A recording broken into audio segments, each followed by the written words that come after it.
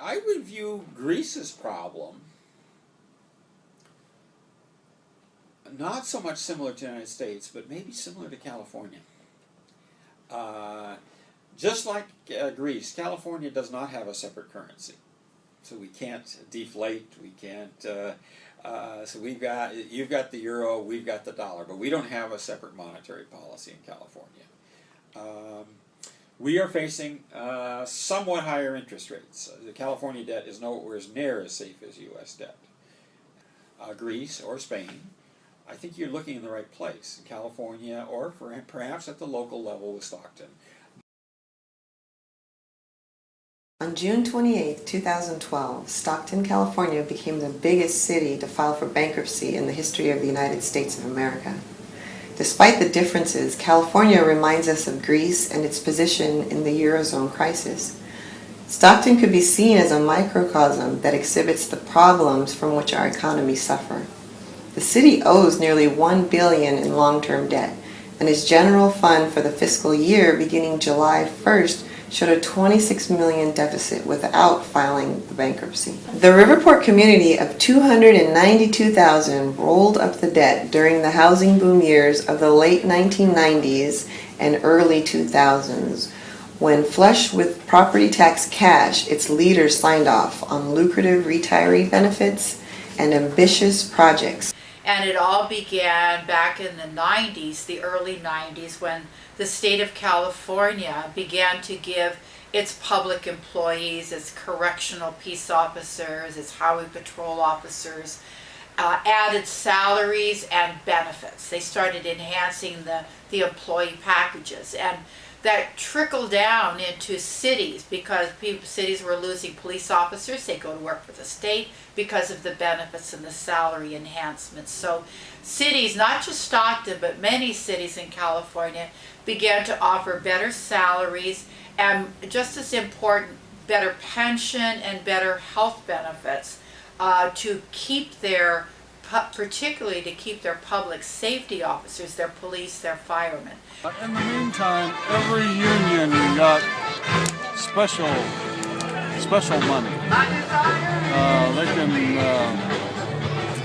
Everybody got the raises. Every union got raises. The firemen got raises. Police officers got raises. The managers got raises. The city council got raises. The mayor got raises. Everybody gets raises, and then they go, oh, we're out of money. It cost $226,000. I didn't have any money down at all. So the lender, they go, hey, you make your offer, we did the inspections, and next thing you know, they go, oh, you got the house. No money down. And I'm like, wow, okay. I was just thinking someone was going to say, no, you can't do it because you don't have any money. Then in the early 2000s, we experienced this big housing boom where Stockton became the affordable housing for the Bay Area. Because homes were so expensive in San Francisco and the East Bay, South Bay, people would move here where they could get a home for $400,000 that would cost $1 million or more in the Bay Area. So they were willing to buy here and commute, to drive back and forth. So we saw this explosion. During the housing boom, home building went into overdrive. Home prices skyrocketed to a median of nearly $400,000 in 2006 from a median of $110,000 in 2000. Stockton's revenues jumped too. Its general fund swelled to $186.4 million in 2007 from $139.1 million in the 2001 fiscal year. So at that time, the city leaders decided to spend some money on public infrastructure, to build some things that many had wanted to have in Stockton for a long time. So they proceeded to go ahead and build a ballpark, build an arena where ice hockey and a lot of events take place, to build a couple of other public buildings, to do community centers, to do a lot of civic improvements that they saw were a good investment because these were tax dollars, and so these things would benefit the community.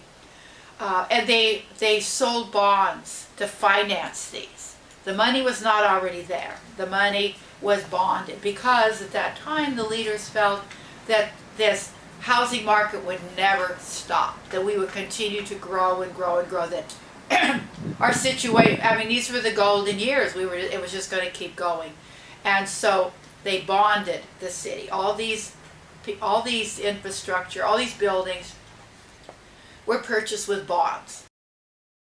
The different new projects that they kept spending money on, the downtown revitalization, people ripped them off like crazy, but all the politicians made money, then walked away from it.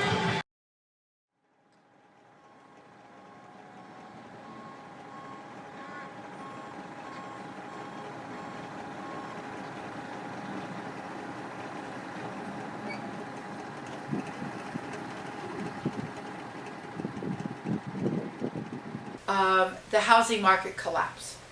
In 2007, early 2008, the bottom fell out. And when you call the bank to have them work with you, they don't want to work with you. So I'm thinking, well, gosh, why wouldn't they want to work with you? Do they want you to lose your house? So I just stopped making payments, and I thought, you know what? I can't take the stress anymore. I'm just going to let it foreclose. I moved out, and I started renting from my aunt, and my house was empty for like almost a year. I didn't make any payments, didn't ever get any foreclosure notices. And the reason why was because there were so many foreclosures that they were behind about a year and a half in filing them. All these people who had refinanced their house, including my brother, who refinanced his twice, had their payments had doubled, and they couldn't afford it. And the banks wouldn't refinance. So all these people were just walking away from their houses. They were just like, forget it, I'm leaving. I'm just not going to pay anymore. And some of them were mad, and they're like, I'm leaving, and I'm taking the kitchen cabinets, I'm taking the front door, I'm taking the lighting fixtures. I'm just going to take everything I can out of this house because the bank won't work with me.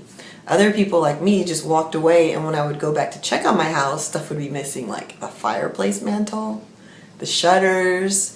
People were breaking in and just taking stuff. One of the problems in Stockton was we never put aside, or the leaders at that time never put aside any reserves. There were no reserves, no money in the bank, no rainy day fund, nothing to fall back on when times got bad. So when the housing market collapsed, we were able to band-aid things together for a year, year and a half, but after that there was no money. And so since I've been mayor for 4 years now, we've had drastic cuts to our budget every single year. 26 million, 35 million, 28 million. Every single year we've had to cut huge amounts from our budget. We've cut, and we reached a point, and what that translates to is that we cut 30% out of our fire department, 30% of our firefighters are gone, 25% of our police department, the sworn officers, are gone. Of course, anytime politicians want to raise your taxes, they will always lay off cops and teachers and firemen to threaten the public to give them more in taxes. Why don't we get rid of the city council? This year we reached the point we had nowhere else to cut. Downtown Stockton is a ghost town. In addition to the closed businesses, the new developments have come to a complete halt. Empty parking lots, underutilized infrastructure, the remnants of a new marina look like an abandoned movie set. Crime has doubled because nobody has jobs in the city and because 1/3 of the police officers have been laid off. My son graduated with a BA degree in business from Sonoma State College. It took 2 years to find a job with a degree. We've done it all. We cut as far as we could, and that we were going to preserve the services we have, and that we were going to have to try and mediate a settlement with our creditors so that they will extend the debt, restructure the debt, help us work our way out of this, because our interest rates on those bonds were going up 600%. I mean, what started out as a 1% interest rate is now a 6% interest rate because they were adjustable rates. The city council early on this year said we have 3 choices: either cut more services, get a mediated settlement, or declare Chapter 9. Well, We refused to cut more services, couldn't get a settlement, so we declared Chapter 9. Because now we're in bankruptcy court, our creditors can't take over more property, they can't force us to do anything outside of bankruptcy. So it puts all of this debt and all these issues in the bankruptcy court. So that gives us time to figure out how we go forward. Something that's real positive and that's come out during this time is, with this new policing strategy, is getting the community involved. Because the first word in this community response team is the community, and we need their buy-in. We're gonna get a medical facility, a prison medical facility in town within the next year or two, which should bring about 3,000 jobs. And I can't say what's going to happen a year from now. I mean, that's what you got to look at. What's going to be the effect today? It's just too young. It's too new. There's no way of telling at this point how it's going to really affect. Stockton is now trying to stand on its feet again. Nobody really knows what will happen and how long it will take the city to recover. Mayor Ann Johnson seems to be more positive. She calls herself the fixer. By not having to pay high interest rates to its creditors, the city will utilize taxpayers' money to create a healthier, smart, functioning, and smaller public sector. And it will build the necessary infrastructure which will prepare the city to catch up with the economy when it gets out of bankruptcy. People who are not abandoning Stockton are strengthening the community to help each other and to keep the city alive.